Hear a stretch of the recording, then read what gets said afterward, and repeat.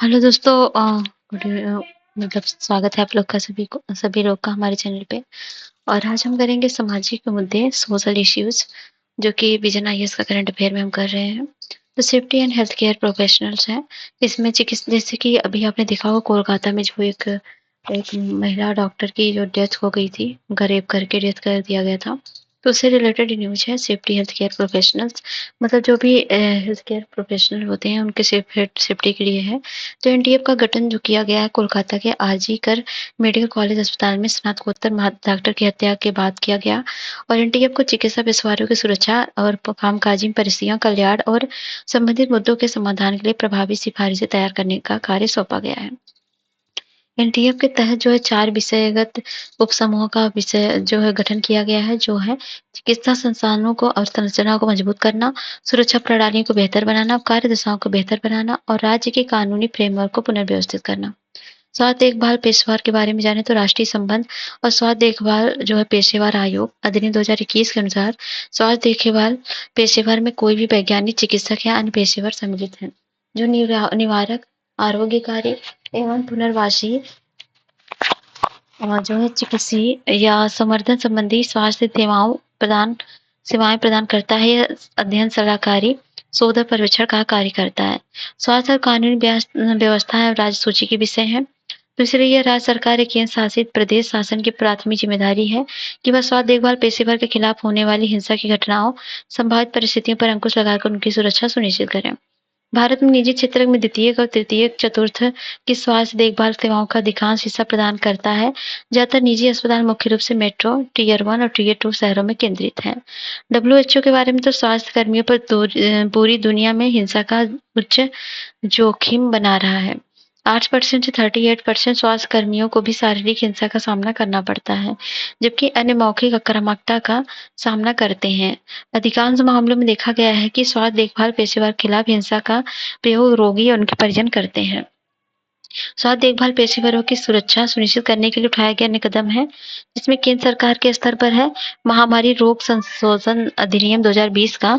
इसके तहत महामारी के दौरान स्वास्थ्य देखभाल कर्मियों के खिलाफ हिंसा कार्रवाइयों को संज्ञेय और गैर जमानती अपराध माना गया है। स्वास्थ्य देखभाल पेशेवर और नैदानिक प्रतिष्ठानों के खिलाफ हिंसा के रोकथाम 2022 से जो है विषय प्रस्तुत किया गया है। कार्यस्थल पर महिलाओं का लैंगिक उत्पीड़न और अधिनियम 2013, यह अधिनियम अस्पतालों और नर्सिंग होम्स जैसी निजी स्वास्थ्य सेवा प्रदाताओं पर भी लागू होता है। और इस राज्य सरकार के स्तर पर देखेंगे तो कर्नाटक चिकित्सा पंजीकरण कुछ अन्य इस कानून जो अधिनियम 2024 पारित किया गया है। तो इससे क्या होगा, केरल स्वास्थ्य देखभाल सेवा व्यक्ति और स्वास्थ्य देखभाल सेवा संस्थान हिंसा एवं संपत्ति को नुकसान रोकथाम संशोधन अधिनियम 2023 लागू किया गया है। तो वैश्विक प्रयास पे देखेंगे आईएलओ और डब्ल्यूएचओ विश्व मतलब डब्ल्यूएचओ और आईएलओ के संयुक्त रूप से स्वास्थ्य देखभाल क्षेत्र में कार्यस्थल पर हिंसा से निपटने के लिए फ्रेमवर्क और दिशा निर्देश जारी किए हैं। हिंसा पर शून्य सहनशीलता की नीति और नीति यूनाइटेड किंगडम की राष्ट्रीय स्वास्थ्य सेवा ने लागू की है। इस नीति में समर्पित सुरक्षा टीमों और रिपोर्टिंग प्रणालियों की सुरक्षा व्यवस्था की गई है। ठीक है। और नेक्स्ट है स्वास्थ्य देखभाल के पेशेवर को सुरक्षा में आने वाली चुनौतियां। एक तो सुरक्षा के लिए अपर्याप्त प्रावधान है, दूसरा अपर्याप्त अवसंरचना है, मतलब सीसीटीवी कैमरा वगैरह की कमी है, और रात में ड्यूटी के लिए तैनात चिकित्सा पेशेवरों के लिए विश्राम स्थल अपर्याप्त है। उदाहरण के लिए आईएमए के सर्वेक्षण के अनुसार ड्यूटी के दौरान उपलब्ध कराए गए कमरों में से 1/3 कमरों पर अटैच बाथरूम ही नहीं है। और चिकित्सा पेशेवरों के लिए होटल्स या ठहरने के स्थानों पर सुरक्षित आवागमन हेतु परिवहन सुविधाएं अपर्याप्त या अनुपलब्ध है। अस्पतालों के प्रवेश द्वार पर हथियारों और उपकरणों की स्क्रीनिंग की व्यवस्था नहीं है। और कार्य की लंबी अवधि होती है और अक्सर इंटर्न रेजिडेंट और सीनियर रेजिडेंट को 36 घंटे की शिफ्ट करने के लिए मजबूर किया जाता है। वो भी ऐसी जगह जहाँ सफाई, स्वच्छता और सुरक्षा जैसी बुनियादी आवश्यकताओं का अभाव होता है। बाहरी लोगों की आसान पहुंच मतलब अस्पताल के अंदर रोगी व उनके परिजन सभी स्थानों तक जा सकते हैं जिसमें असुरक्षा उत्पन्न हो सकती है। स्वास्थ्य संबंधी खतरे हैं। स्वास्थ्य देखभाल पेशेवरों को खतरनाक पदार्थों, वायरस आदि के संपर्क में आने का जोखिम बना रहता है। उदाहरण के लिए भारत में कोविड-19 के चलते 1600 डॉक्टर्स की मृत्यु हो गई थी और केवल 40 राज्यों में स्वास्थ्य परिषदों का गठन है और इन परिषदों को भी केवल कुछ ही सही तरीके से कार्य कर रही हैं। आगे क्या हम ये कर सकते हैं, राज्य सरकार की ज़िम्मेदारी है कि वो इन सब चीज़ों को थोड़ा सुव्यवस्थित करें, अनिवार्य संस्थागत रिपोर्टिंग तैयार करें और संरचनात्मक विकास करें, मतलब सीसीटीवी कैमरा वगैरह को, और उनके टाइम पीरियड को थोड़ा घटाया जाए और 10 बजे से 6 बजे तक मतलब जो है परिवहन की सुविधा भी उपलब्ध करानी चाहिए। और कर्मचारी सुरक्षा संबंधी समितियाँ होनी चाहिए, जिन्हें प्रत्येक चिकित्सा प्रतिष्ठान में डॉक्टर्स, इंटर्न्स, रेजिडेंट और नर्सों की समितियाँ बनाई जानी चाहिए। और सुरक्षा कर्मियों का प्रशिक्षण करना चाहिए। अस्पतालों में तैनात सुरक्षा कर्मियों के लिए समय-समय पर प्रशिक्षण की व्यवस्था की जानी चाहिए। इनसे अस्पताल को भीड़ प्रभावी ढंग से प्रभावित करने में आसानी होगी। डब्ल्यूएचओ की सिफारिशें यह है कि राष्ट्रीय व्यावसायिक पेशेवर स्वास्थ्य और सुरक्षा नीतियों के अनुरूप स्वास्थ्य कर्मियों के लिए राष्ट्रीय व्यावसायिक पेशेवर स्वास्थ्य कार्यक्रम विकसित एवं लागू करने की आवश्यकता है। राष्ट्रीय स्तर पर अन्य स्तर के केंद्रों पर स्वास्थ्य पेशेवरों के लिए व्यावसायिक पेशेवर और स्वास्थ्य व सुरक्षा के लिए प्राधिकार प्राप्त अधिकारियों की नियुक्ति करनी चाहिए।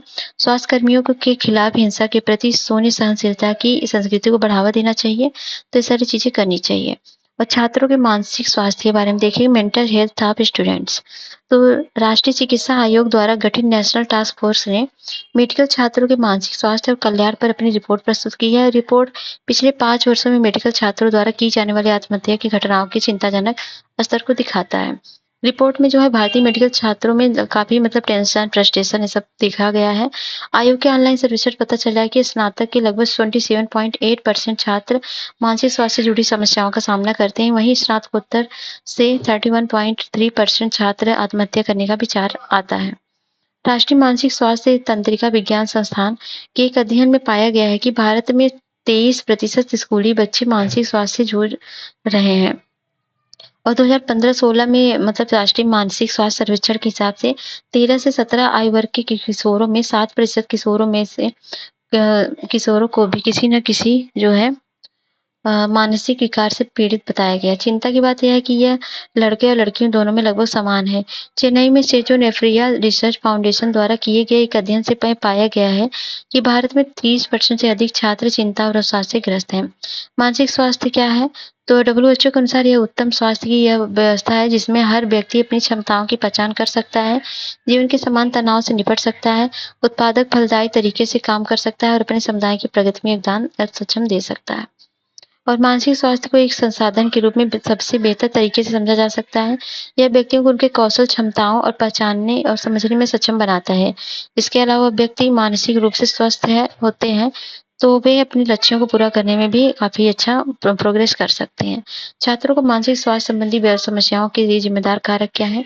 ये तो तत्कालीन उत्तेजक प्रेरक कारक हैं। छात्रों को मानसिक स्वास्थ्य संकट के तत्कालीन उत्प्रेरक है वित्तीय हानि, आकस्मिक दुख, मानसिक स्वास्थ्य में गिरावट, जीवन में होने वाली प्रतिकूल घटनाएं जैसे परीक्षा और ये सब चीजें, और जैसे आईटी छात्रों के द्वारा आत्महत्याएं। सोशल मीडिया का प्रभाव 2018 में एक ब्रिटिश अध्ययन से पाया गया कि युवा सोशल मीडिया पर अत्यधिक उपयोग कर रहे हैं जिसके कारण उन्हें नींद कम आती है, नींद बाधित होती है, बहुत देर तक नींद नहीं आती है, जिससे युवाओं को अवसाद, स्मृति हानि और खराब शैक्षणिक प्रदर्शन जैसी समस्याओं का सामना करना पड़ता है।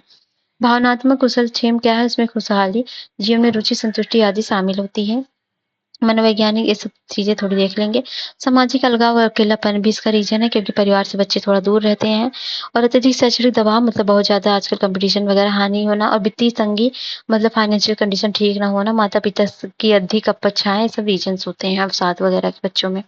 परिवर्तित जैविक कारक क्या हैं? जैसे जीन एक्सप्रेशन में बदलाव तथा आत्महत्या से संबंधित फैमिली हिस्ट्री भी मस्तिष्क के कार्य और व्यवहार को प्रभावित करती है।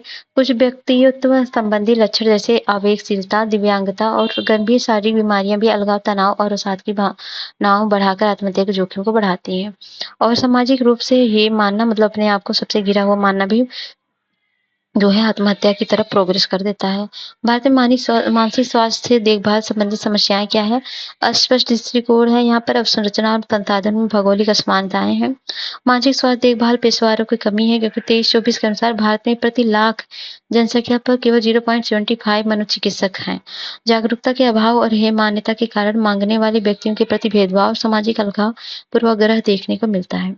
आगे की राह में ये कर सकते हैं कि नियमित प्रशिक्षण कार्यक्रम शुरू करना चाहिए, परामर्श सेवाएं शुरू करनी चाहिए जो 24 इंटू 7 और जो है प्रणाली लागू करनी चाहिए और टोल फ्री नंबर पर जो कि 144146 का उपयोग करते हुए टेलीमानस पहल के माध्यम से जल्द लागू किया जाना चाहिए। प्रारंभिक पहचान उपचार करना चाहिए।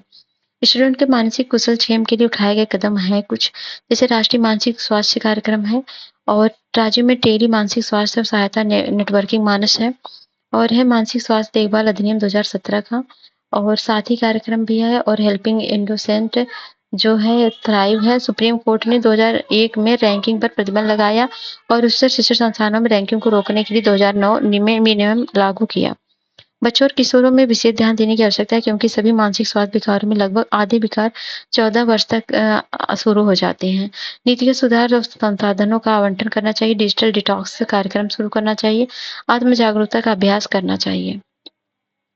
और नेक्स्ट है शॉर्ट में कौन-कौन सी न्यूज़ है, तो यह है UNESCO released sport and gender equality game plan. तो यह जो है ये पेरिस ओलंपिक खेल शुरू होने से पहले जारी किया गया। इसके तहत खेलों में महिलाओं की बहुत कम भागीदारी को उजागर किया गया है। इसके अलावा इस डॉक्यूमेंट में जेंडर तटस्थ खेल रणनीतियाँ और कार्यक्रम बनाने के मार्गदर्शन दिए गए हैं। डॉक्यूमेंट के मुख्य बिंदु में यह है कि यौन शोषण 21% महिलाएं एथलीट और 11% पुरुष एथलीट बचपन में खेलों में कम से कम एक बार किसी न किसी यौन उत्पीड़न का शिकार हुए हैं। खेलों में उच्च ड्रॉप आउट मतलब 59% लड़कियां किशोरावस्था के दौरान खेल प्रतिस्पर्धाओं में भाग लेना छोड़ देती हैं। आंकड़ा लड़कों की तुलना में 6 गुना अधिक है। इसके लिए जिम्मेदार कारकों में महिला एथलीट रोल मॉडल्स की कमी, सुरक्षा को लेकर चिंताएं, आत्मविश्वास की कमी, नेगेटिव बॉडी और लड़कियों के शारीरिक रूप से कम सक्षम होने की धारणा, इमेज, ये सब चीजें हैं। खेलों में महिलाओं को बढ़ावा देने के लिए भारत की पहले हैं खेलो इंडिया स्कीम जिसमें महिलाओं को प्रोत्साहित किया जा रहा है।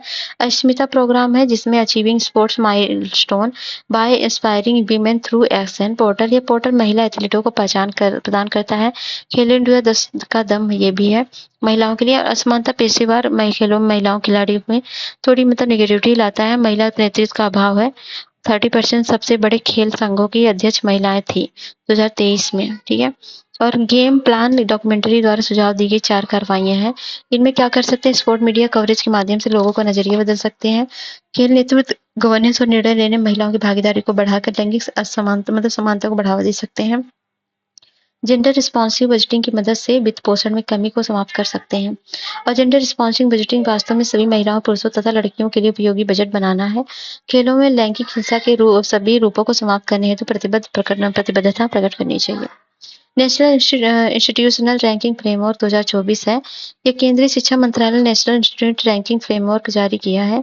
नेशनल इंस्टीट्यूशन रैंकिंग फ्रेमवर्क के बारे में जाने तो 2015 में लॉन्च किया गया। यह देश भर के शैक्षणिक संस्थानों को रैंकिंग के लिए एक पद्धति का फ्रेमवर्क तैयार करता है। रैंकिंग के 5 पैरामीटर हैं, शिक्षण, लर्निंग, संसाधन, अनुसंधान, पेशेवर अभ्यास और स्नातक आउटकम है, आउटरीच, इंक्लूसिविटी है, परसेप्शन है, कार्यान्वयन है, इम्प्लीमेंट जो है के सहयोग से राष्ट्रीय प्रत्यायन बोर्ड का स्थापना। 2024 के रैंकिंग में नई नीतियां हैं जिसमें मुक्त विश्वविद्यालय, राज्य सार्वजनिक विश्वविद्यालय, कौशल विश्वविद्यालय है। आईटी मद्रास छठी बार 2019 तक सर्वश्रेष्ठ शिक्षा संस्थान घोषित किया गया। इसके बाद भारतीय विज्ञान संस्थान बेंगलुरु का स्थान है। भारत में किशोर को देखेंगे, elder scans in India, economic case for investment in the well-being of the adolescent in India नामक रिपोर्ट जारी किया गया। ये रिपोर्ट केंद्रीय स्वास्थ्य एवं परिवार कल्याण मंत्रालय द्वारा जारी किया गया उपायों के बारे में जानकारी प्रदान करता है कि किशोर पर निवेश करने में उच्च रिटर्न मिलेगा। तो भारत द्वारा शुरू की गई पहले राष्ट्रीय किशोर स्वास्थ्य कार्यक्रम राष्ट्रीय शिक्षा नीति है। आयुष्मान भारत के तहत शुरू की गई school health and wellness program है। देखिए मेंस में ये सब स्कीम आप थोड़ा मेंशन करोगे तो अच्छा नंबर मिलता है। मोटर व्हीकल्स एंड सोशल अधिनियम 2019 का है, सड़क सुरक्षा नीति में। ठीक है। तो 2009 से 19 की अवधि में किशोर मृत्यु दर में 50% से अधिक की गिरावट आई है और किशोरी में प्रजनन दर 83% की गिरावट आई है। माध्यमिक शिक्षा पूरी करने वाले युवाओं की संख्या 22% से दुगुना होकर 50% हो गई है। ठीक है। और 18 वर्ष से कम आयु के किशोरों की मृत्यु में 22.7% की वृद्धि देखी गई है। और भारतीय अर्थव्यवस्था को वार्षिक सकल घरेलू उत्पाद जो है 10.1% तक की वृद्धि के रूप में बढ़ावा मिलने की उम्मीद है। किशोरों द्वारा सामना की जाने वाली समस्याएं स्वास्थ्य संबंधी समस्याएं, शिक्षा और रोजगार की संबंधी समस्याएं हैं, बाल विवाह जिसमें से 3 में से 1 बाल वधू अभी भी भारत में पाई जाती है। और हिंसा और घायल होना, सड़क दुर्घटना, आत्मक्षति और आत्महत्याओं के मामले बढ़ रहे हैं। आवश्यक उपाय ये कर सकते हैं, वंचित क्षेत्रों में स्कूलों की स्थापना की जानी चाहिए, बेहतर शिक्षण पद्धति अपनानी चाहिए, बेहतर शैक्षणिक प्रदर्शन के लिए योग्यता आधारित छात्रवृत्तियां दी जानी चाहिए और किशोर के स्वास्थ्य के लिए मानसिक विकारों की रोकथाम एवं उपचार के उपाय करने चाहिए और किशोरों के साथ साइबर बुलिंग, हिंसा की रोकथाम के लिए उपाय किए जाने चाहिए। किशोरियों को जीवन शैली कौशल प्रदान करना चाहिए, वित्तीय मदद करनी चाहिए, सारी चीज़ें होनी चाहिए। और नेक्स्ट है मॉडल फोस्टर केयर दिशा निर्देश है। क्या है 2024 का? इसमें केंद्रीय महिला बाल विकास मंत्रालय ने अपडेटेड मॉडल फोस्टर केयर दिशा निर्देश जारी किया है। ये दिशा निर्देश मॉडल फोस्टर केयर दिशा निर्देश 2016 की अगली पीढ़ी है। जो नए दिशा निर्देश किशोर न्याय अधिनियम जो है, देखभाल जेजे अधिनियम 2015, जेजे मॉडल अधिनियम 2016, दत्तक ग्रहण 2022 मिशन वात्सल्य योजना के प्रावधानों पर आधारित है। फोस्टर केयर के तहत किसी बच्चे को उसके जैविक परिवार की बजाय किसी अन्य घरेलू परिवेश में पालन पोषण किया जाता है। यह पालन पोषण देखभाल जो है परिवारों को बाल कल्याण समिति द्वारा चयनित और अनुमोदित किया जाता है। तो इसमें क्या है, जो है अपडेटेड मॉडल फोस्टर केयर दिशा निर्देश MFCG 2024 के दिशा निर्देश क्या है? फोस्टर केयर के लिए पात्र बच्चे होंगे बाल देखभाल स्वास्थ्य पर समुदाय पर रहने वाले 6 वर्ष से अधिक आयु के बच्चे। इनमें हाई टू प्लेस बच्चे, विशेष आवश्यकता वाले बच्चे, अयोग्य अभिभावक वाले बच्चे शामिल हैं। हाई टू प्लेस बच्चे ऐसे बच्चे होते हैं जिन्हें शारीरिक और मानसिक दिव्यांगता, शारीरिक मानसिक बीमारी के उच्च जोखिम, आयु, नस्लीय और निर्जातीय कारकों जैसे वजहों से गोद लेने की संभावना नहीं होती है। तो सारी चीजें हैं। तो नेक्स्ट है बैगलेस डे। बैगलेस डे केंद्रीय शिक्षा मंत्रालय ने 6 से 8 तक के विद्यार्थियों के लिए बैगलेस डे यानी बगैर बस्ते के स्कूल आने को लागू करने के दिशा निर्देश घोषणा की। तो गौरतलब है कि राष्ट्रीय शिक्षा नीति 2020 में उपबंध किया गया है कि कक्षा में 6 से 8 के सभी विद्यार्थियों को 10 दिन बगैर बस्ते के स्कूल आएंगे और इस अवधि में बढ़ई, माली, कुम्हार, कलाकार जैसे स्थानीय व्यावसायिक कारीगरों के साथ इंटर्नशिप करेंगे। दिशा निर्देश का उद्देश्य है सामने से देख कर लर्निंग की क्षमता का निर्माण करना, समुदायों के साथ जुड़ाव और एक दूसरे पर निर्भरता की समझ विकसित करना और स्वयं काम करने की प्रैक्टिस के माध्यम से स्वयं की गरिमा को बढ़ाना उद्देश्य है। शामिल गतिविधियों में सब्जी मंडियों का दौरा और सर्वेक्षण, चैरिटी यात्रा, पालतू जानवरों की देखभाल, सर्वेक्षण, रिपोर्टिंग, लेखन, डूलिंग आदि बनाना है। तो पहले के ज़माने में भी ये सब चीज़ें होती थी, बीच में सब खत्म कर दी गई, लेकिन ये सब होना चाहिए। बच्चों को भी थोड़ा व्यावसायिक शिक्षा स्कूल वगैरह में देने चाहिए। वैसे तो पढ़ाई-लिखाई करते ही हैं, लेकिन इन सब चीज़ों से उनमें एक मोटिवेशन मिलता है। मेरे पापा बताते थे, जब वो बचपन में जाते थे उनको ये बस सिखाया जाता था कि रस्सी में गाँठ कितने टाइप्स के बाँधे जाते हैं। मतलब एग्रीकल्चर से रिलेटेड बहुत चीज़ें बताई जाती थी और बहुत सारी चीज़ें बताई जाती थी। जुआंग जनजाति के पर्यावास का अधिकार। जिला स्तरीय समिति ने उड़ीसा के केओंझर में रहने वाले जुआंग जनजाति के पर्यावास अधिकार प्रदान किया है। जुआंग जनजाति विशेष रूप से कमजोर जनजाति समूह के अंतर्गत शामिल है। इसके अलावा पर्यावास अधिकार प्राप्त करने वाली अन्य जनजातियों ने जाजपुर उड़ीसा की जौहगढ़ और देवगढ़ उड़ीसा की पौड़ी भुइयां और मध्य प्रदेश की भारिया पीवीटीजी का, छत्तीसगढ़ की कम्हार पीवीटीजी और पीवीटीजी आदि शामिल है, बैगा पीवीटीजी। ठीक है। और पर्यावास का अधिकार है। पर्यावास अधिकार को अनुसूचित जाति और अन्य पारंपरिक वनवासी वन अधिकारों की मान्यता अधिनियम 2006 के तहत उपबंधित किया गया है और कानून को वन अधिकार अधिनियम के रूप में जाना गया है। वन अधिकार अधिनियम के तहत पर्यावास को आदिम जनजाति समूहों और पूर्व कृषि समुदायों तथा अन्य वनवासी अनुसूचित जनजातियों के आरक्षित और संरक्षित वनों में प्रथागत पर्यावास एवं ऐसे वन अन्य पर्यावासों वाले क्षेत्र के रूप में परिभाषित किया गया है। पर्यावास का अधिकार क्रमशः समुदायों के सदस्यों, पारंपरिक आदिवासी नेताओं और जनजाति महिलाओं नेताओं और जिला वन प्रशासन आदि के बारे में परामर्श किया गया है। तो ठीक है। नेक्स्ट हम देखेंगे ये जुआंग जनजाति उड़ीसा के बारे में। तो मूलवासी क्या है, जुआंग पहाड़ी और मैदानी के रूप में विभाजित हैं। यह समुदाय केओंझर की पहाड़ी, उनुगुल, पल्लाहारा और ढोंग कनाल के मैदान में निवास करते हैं। इतिहास मूल रूप से यह समुदाय पटुआ के नाम से जाना जाता है। पटुआ नाम दरअसल स्कार्ट जैसी पत्ती और पारंपरिक पोशाक पहनने के कारण प्रचलन में आया है। व्यवसाय यह है कि जनजातीय रूप से स्थानांतरित खेती या कोयला चासा के कार्य में संलग्न है। हालांकि इनमें कुछ अब अस्थायी कृषि करने लगे हैं और जनजाति सजावटी कंघियां और तंबाकू के डिब्बे बनाने के कार्य में दक्ष होते हैं। तो ठीक है, ये रहा पूरा का पूरा क्वेश्चन जो सिक्योर मतलब वो किसे सोशल इश्यूज से। तो आई होप आपको पसंद आया हो वीडियो। अगर पसंद आया तो थोड़ा लाइक शेयर सब्सक्राइब करिए और हमारे चैनल को थोड़ा बढ़ावा दीजिए प्लीज। चलिए मिलते हैं नेक्स्ट वीडियो में, तब तक के लिए जय हिंद, जय भारत।